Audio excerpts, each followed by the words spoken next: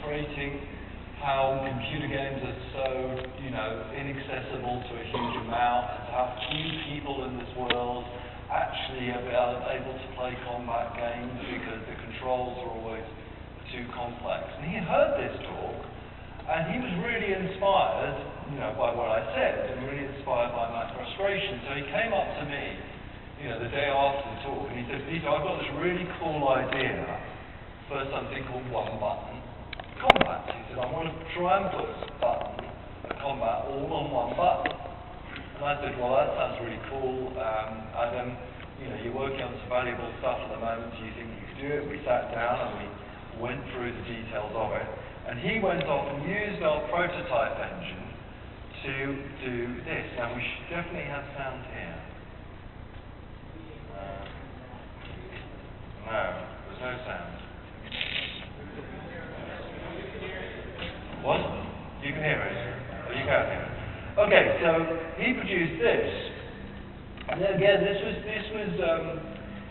done in a remarkably short amount of time.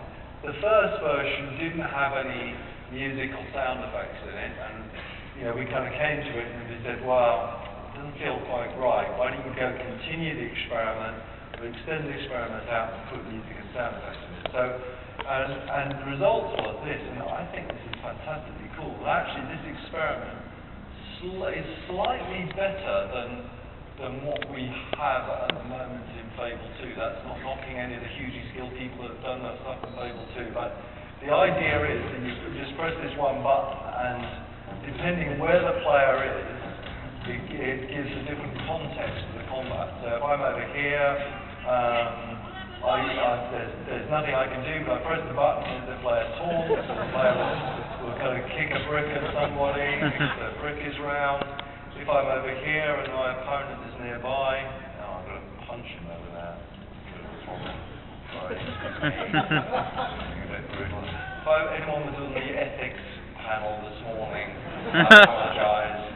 Obviously, I don't like hitting people violently much. But if, for example, I'm up against a wall, I can use the wall as a launch point, and that's all using one button. Now, I think that works incredibly well, and I think it is, incredibly dramatic that's there. And after we did that, the cost was enormously high from implementing that in Fable II, but the reward was massive, because that did lead to one-button combat. It led to us dropping the block buttons, simplifying combat, and it led to us rethinking what was the ranged combat. So I think that was pretty cool. That worked. Let me show you another one.